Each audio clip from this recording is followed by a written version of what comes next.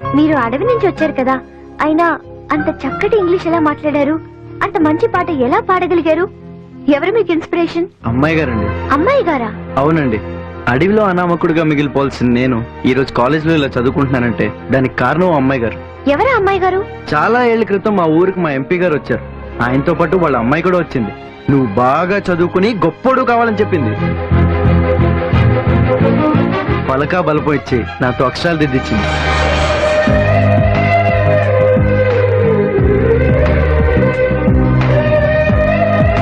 ఆ రోజే అమ్మాయి గారికి మాట ఇచ్చానండి, బాగా చదువుకుంటాను, గొప్పోడు అవుతానని.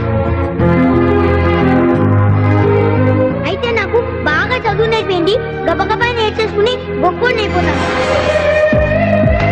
సిటీలో ఉండే మీలాంటి గొప్ప వాళ్ళకి చదువు పెద్ద విషయం కాకపోవచ్చు, కానీ అడవిలో ఉండే మాలాంటి పేదోళ్ళకి చదువు చాలా గొప్ప విషయం అండి. ఆకలితో ఉన్న